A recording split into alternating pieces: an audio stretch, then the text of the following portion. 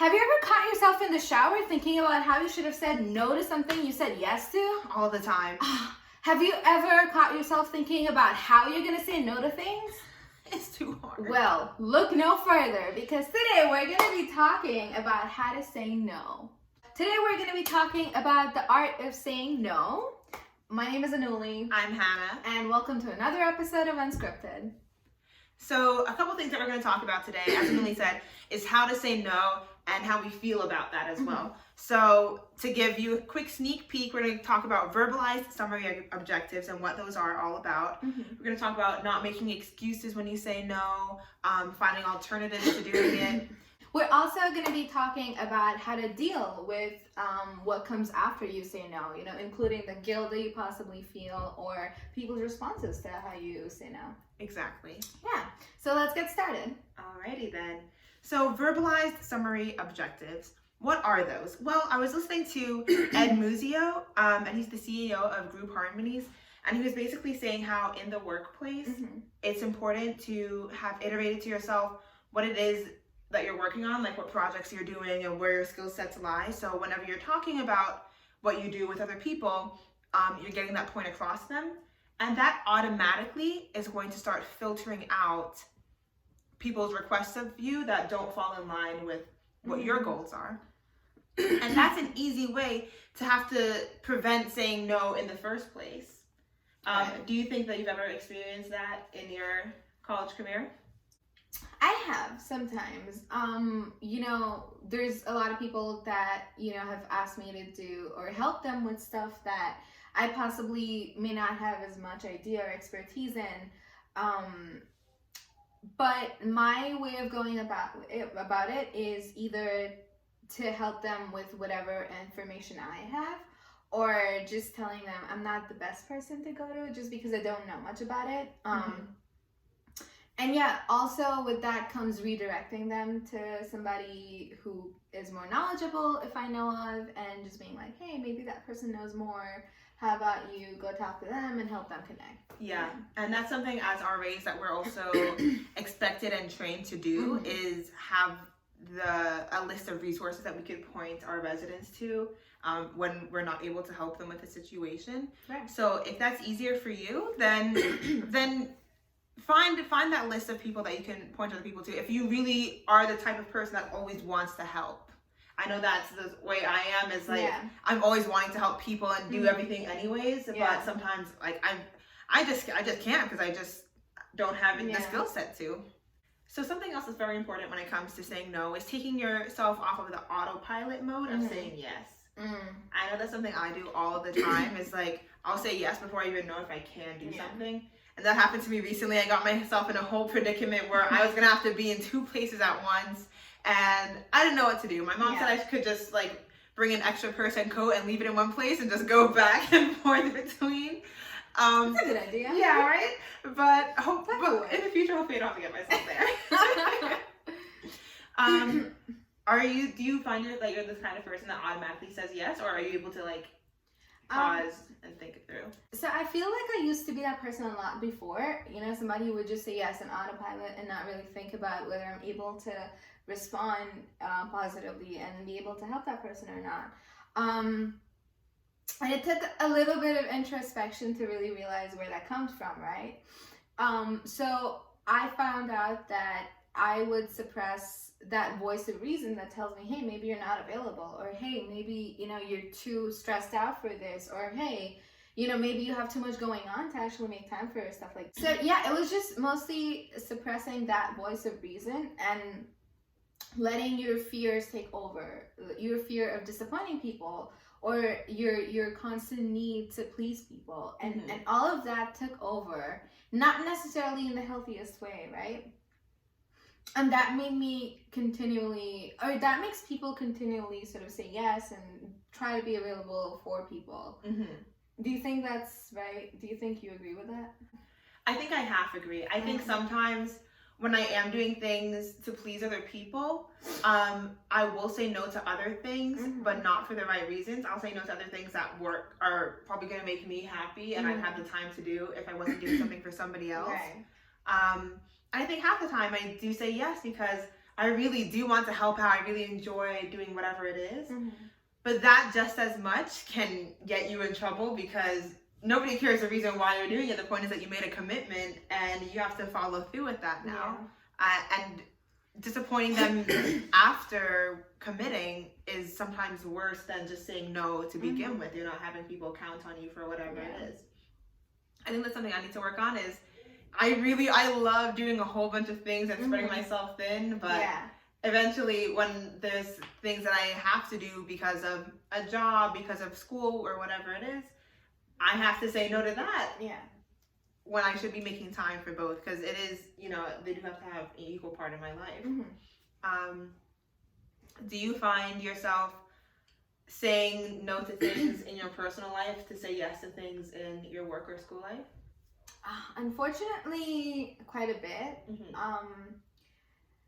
Not necessarily ignoring one for the other, but it's mostly like prioritizing like what I need to do at this moment, right?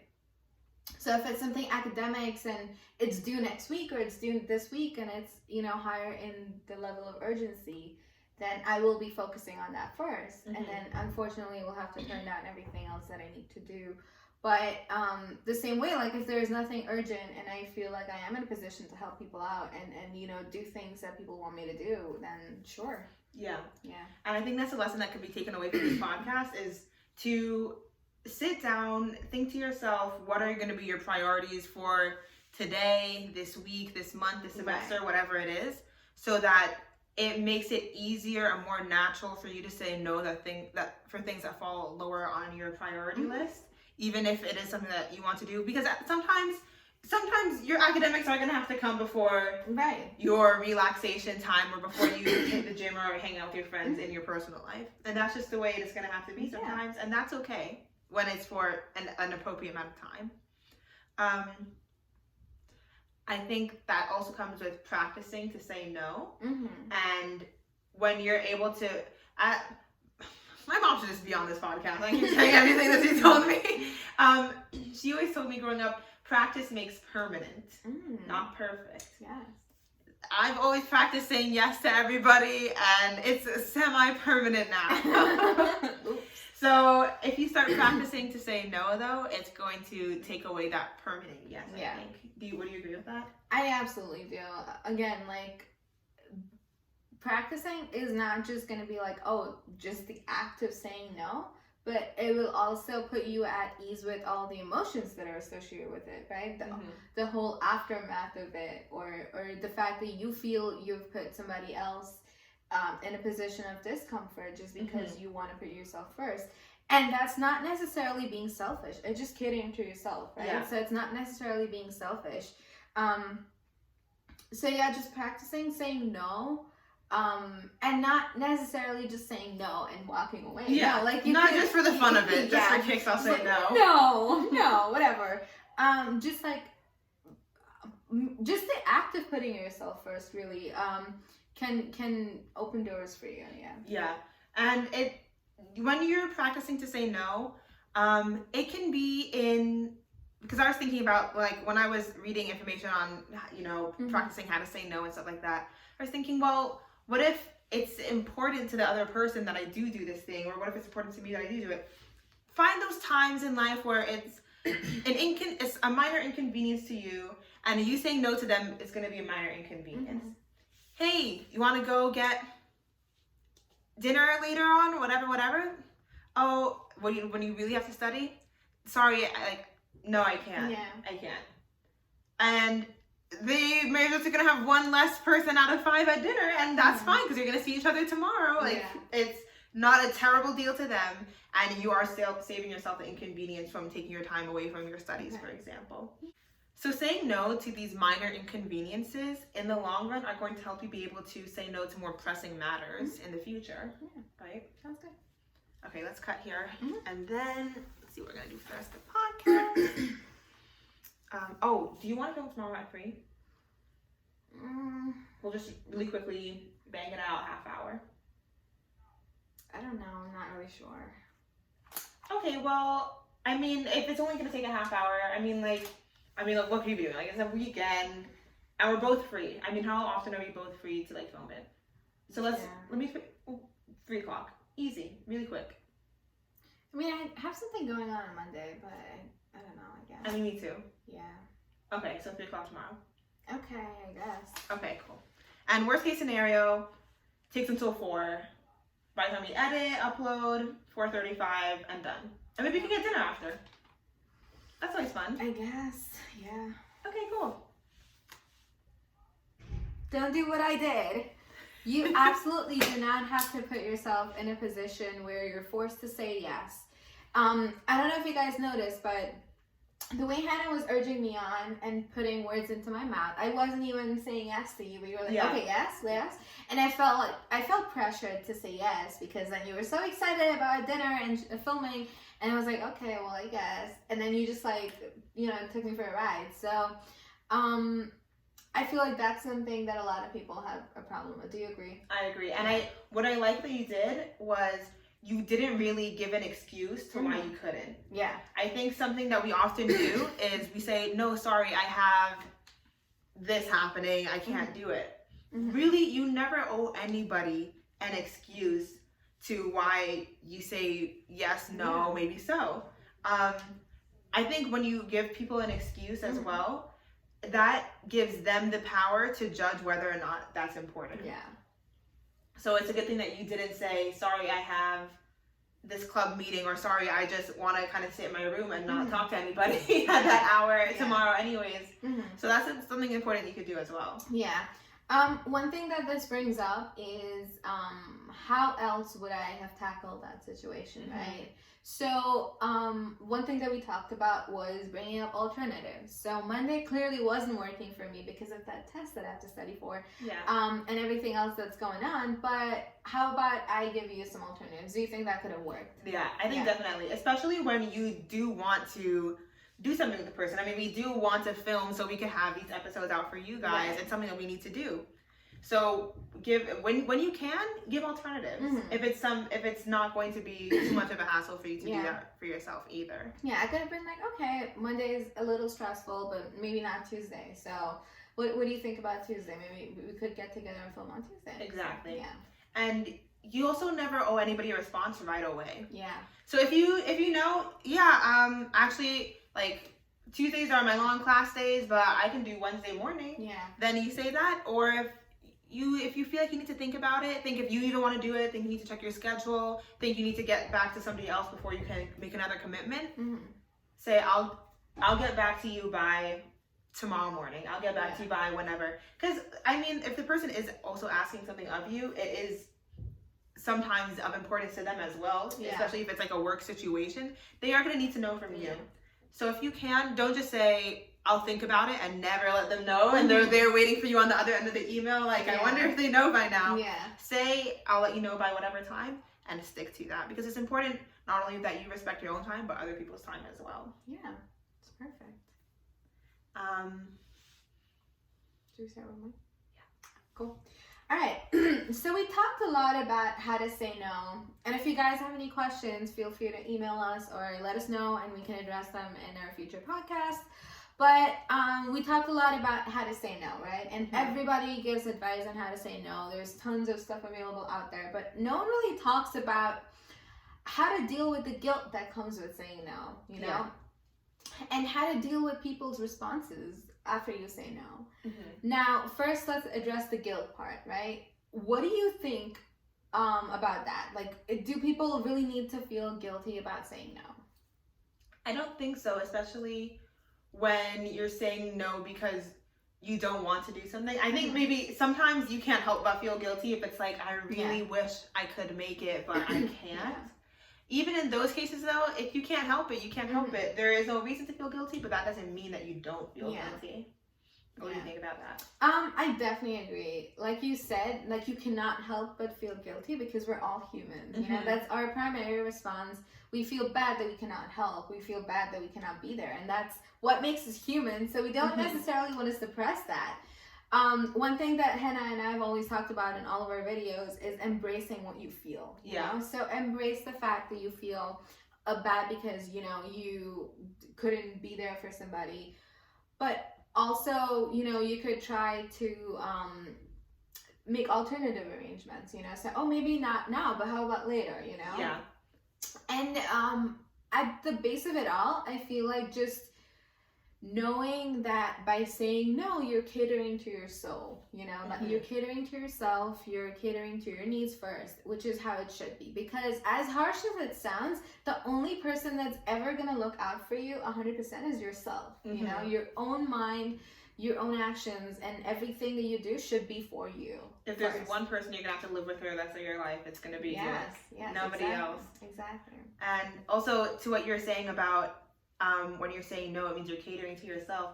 It also means catering to things that are higher on your priority list. Saying no, if you feel guilty about it, think of yourself as actually just saying yes to something else. Yeah. Saying no to going here means saying yes to spending more time with my family or friends that I haven't seen in a long time, or with myself. Yeah, absolutely. And I think it's so empowering to say no, just being able, like we talked about boundaries a lot, and just being able to set that boundary for yourself, like no. And that is it. Like, it doesn't necessarily have to have any explanation attached to it, like we talked about before. It could just be a no, I'm sorry, maybe later, but you don't necessarily have to feel bad about that either. Yeah. Yeah. Going off of that, and like as you were saying, catering to yourself and the boundaries, and staying with yourself to the end, you have to respect your own boundaries. Yeah. If you don't, people are going to trample on them, because if you're not sticking up for yourself, then who will? Who wants to? Yeah. If you're not going to appreciate them sticking up for you because you're not sticking up for yourself. So I was reading something the other day. It's called the Bill of Assertive Rights. And in that, I saw something that really struck me. It was how people feel about a certain way is not your responsibility. So when you say no to people, if they're used to you being easy, and if they're used to your yeses, then they're going to have a problem. They're going to be uncomfortable with the fact that you're not easy anymore, or you're not letting them walk over you anymore, But, and so you're not responsible for that anymore, because it's their expectation, and you really don't have to feel responsible for the emotions, And the same way, if people are understanding around you, and they feel like, okay, well, those are her boundaries, and if they're respectful of your boundaries, then there's nothing people can really make you feel that would like induce guilt. Yeah, and I like what you're saying about like people's expectation of you, and something that we referenced in a previous podcast was like living up to other people's expectations. Yeah. We were talking about hustle, and like what hustle means to the world is not what it has to mean to you. Yeah. Even when in a job or in school or wherever it is, I mean, if you are hopefully enjoying, like you chose that job or you chose that school, then hopefully their expectations might line up with your expectations. Yeah. Because first and foremost, it's important to only be thinking about your own expectations and meeting those, because what they mean to the rest of the world, it doesn't matter. Yeah. Because at the end of the day, you're the only one living in your life. Okay, that's all for today's podcast. But before we go, let's give a little summary of what we talked about. We're going to set our verbalized summary objectives. That way we can start filtering out the favors that are asked of us before we have to say no to anything. Another thing that we discussed is being comfortable with saying no, and if you really feel guilty about it, you could also come up with alternatives, right? So, hey, maybe not today or tomorrow, but how about next week, Exactly. Yeah. Remember to take yourself off of autopilot, because practice makes permanent. If you're constantly automatically saying yes to things, you're going to continue to do that. If you take the time to consciously think, can I fulfill this obligation that's being asked of me? You can start to practice saying no. Start with the minor things to build yourself up to being able to easily say no to more important issues. Yeah. And once you do practice and master the art of saying no, make sure you're not feeling guilty for putting yourself first. Make sure you're not feeling guilty for catering to yourself first. And also, it is not your responsibility to manage other people's emotions. Make sure you have your priorities in order. That way it can be easier for you to determine what's going to be important when you're making these decisions on what you can commit yourself to. We'd love to know, what are your priorities? Is it easy for you to say no? It's not that easy for me to say no, so I'm going to have to watch this podcast a couple times over. Until the next time, I'm Hannah. I'm Anuli. And this has been another episode of Unscripted.